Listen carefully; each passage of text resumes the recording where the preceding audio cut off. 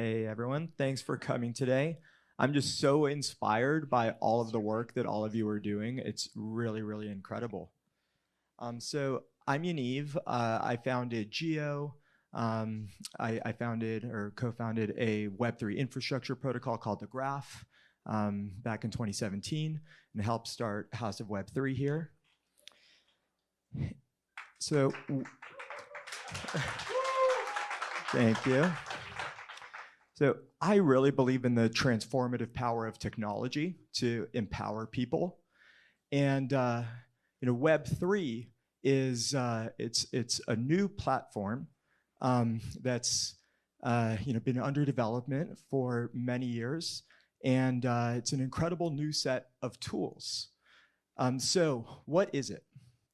The web. We use software. We use the web every day, and it has a certain architecture, right? Where there's companies that run these servers and these applications that we use, right? Companies like Facebook and Google and YouTube, and those companies really control the software, right? And we just have to use it, but they really set the rules and they control all of it.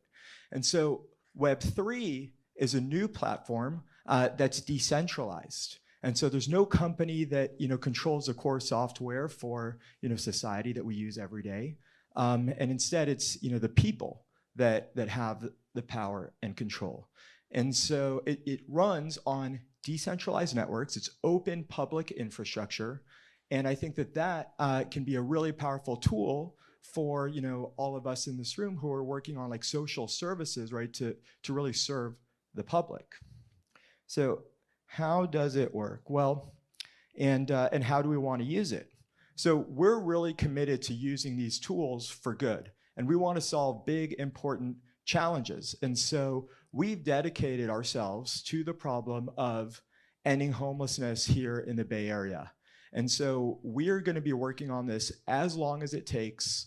And we're so just fortunate and lucky to be like learning from and working with incredible folks like those of you in this room who've been doing a lot of this sort of work for much longer than we have. We started House of Web3 here to be a place for technologists, people who are building Web3, as well as people who are working on local areas in San Francisco, doing the social work to come together to work on these things together. And if you have events or meetings that you want to have, in collaboration with other folks in this room, we can make this space available to you. Please get in touch with Nicole, who can help you get plugged in. What kinds of things can we do with Web3, right? We want to organize the world's public knowledge and information in a decentralized way, right? It's a new internet. And one of the sorts of things that we can do is start organizing things like policy. Right? We talk to a lot of people who are doing things with nonprofits, and if you're getting your funding from the city, a lot of times there's strings attached, right? There's policies that are made by whether it's the board of supervisors or in City Hall, and maybe you're not part of those conversations and you're not able to impact those policies. And what we've seen is that the people on the ground who are doing the work are really in the best position to know, like, how are these policies affecting, the people on the streets and the people doing the work. And so giving people new tools and ways that they can be part of the discussion and they can, provide, their proposed solutions and the data that they're getting and having these conversations in an open way, that's one type of example of things that we can do with this. A big benefit of Web3 is it uses the blockchain, right, which is open public infrastructure. And so we have transparency and accountability. So think of having a bank account that's public on the blockchain that people can see the flow of funds. That creates trust. Now people know, you don't have to just have these transparency reports or these things where people don't necessarily know where all the money is going. By actually having things that are verifiable on chain, on the blockchain, people can trust these social services much better, and we can start tracking results and metrics and all of these things on the blockchain. We can have interoperability. Right now, there's lots of great organizations, but they operate in silos. Right, they're individual systems. They don't necessarily work together. And so, Brett gave a great presentation. He was talking about, what are we measuring? And so if we have this open public infrastructure that we can share with interoperability, where we can track the user journey for people across these different service providers, and we can have a shared set of facts, a shared set of metrics, and these things interoperate, that's a power of having open, neutral infrastructure that we can all plug into. We can have new voting systems, right? We believe in meritocratic systems and empowering a lot of people to be part of shaping this. And so on the blockchain and with Web3, we can design new voting systems where, if you want to, for example, give a voice to the clients, right, or the people who are receiving the services. They can have a vote. You can bring in different stakeholders and they can participate, the different service providers. So you can design these new voting systems that are very democratic, again, public with transparency and accountability to help do things like setting policies and making decisions. We have things like DAOs. So DAOs are like a new organizational structure, right? So today, if you want to make change, maybe you have a for-profit corporation or you have a nonprofit. We have governments, but really, DAOs are a new organizational structure that operate on the blockchain. And so you can have members, and those members can do things like vote and set policies. They can distribute funds out to the different service providers or participants. There's lots of things that you can do with this. And so at Geo and here at House of Web3, we've already started spawning a set of DAOs to tackle different elements of the homelessness issue. So for example, we have a DAO on transitional housing or workforce development, street outreach. So we'll be hearing from 5 of these different DAOs today, right after me. Each one's gonna go up and share a little bit about what they're doing so we can get an example of how these sorts of things can work. And people can provide services directly to these DAOs, but also they can be a great way to just coordinate work between different organizations. Right, so all of your nonprofits, organizations that already exist, can just kind of plug into these DAOs, or you could create your own DAOs. So there's really a whole new set of tools here that we can use for social coordination, and to really make progress and impact in a new way. So I want to just show a little bit about how this all works. So if you come to geobrowser.io, you can see the browser. And here we're going to have, eventually, all of the world's public knowledge and information organized and served in a decentralized way on this new Web3, this new internet.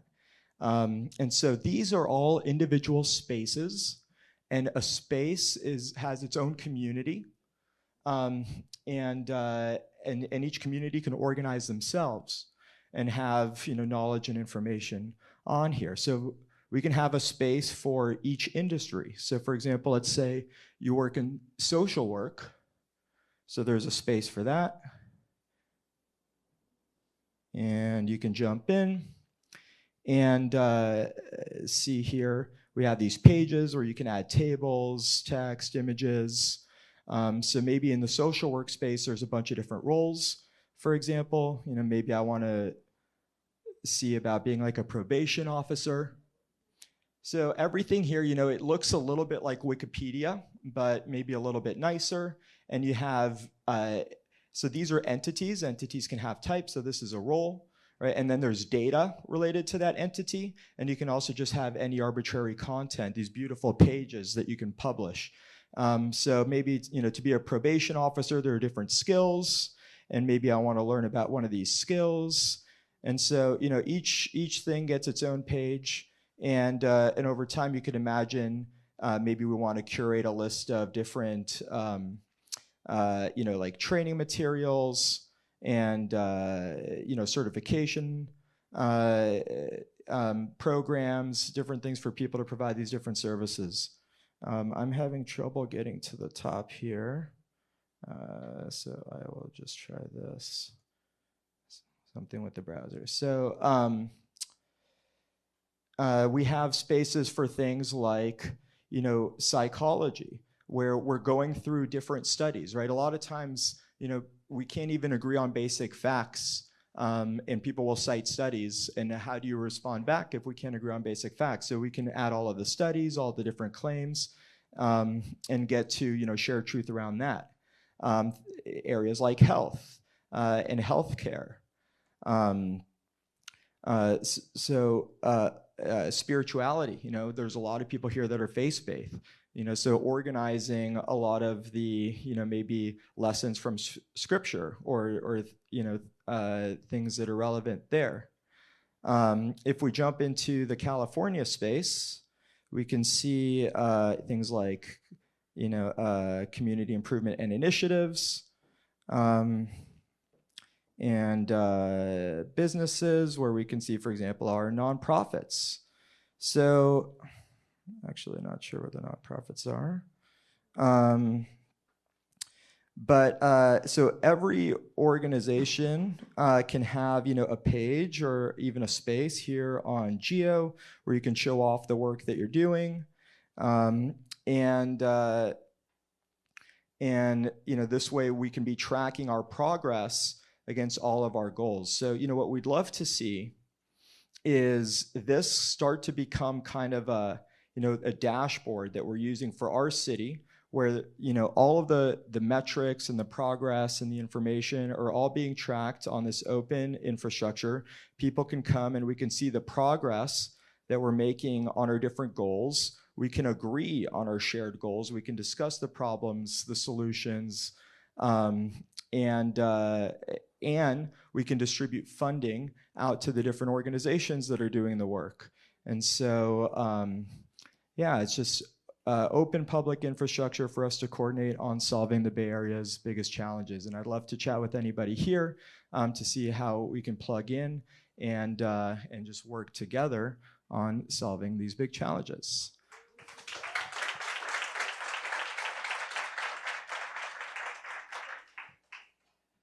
Thank you, Yaniv. So before we introduce the DAO coordinators, why don't you go on and come on up, all the DAO coordinators.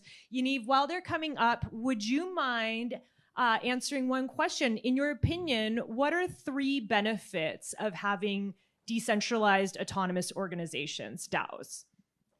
Yeah, so the first big one is, transparency and accountability. I think people are going to give more when they can see the results of where that money is going.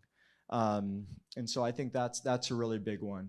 I think having the voting systems, to have more democratic systems where people can really participate, and you can have a place where you can have all of these in-depth discussions.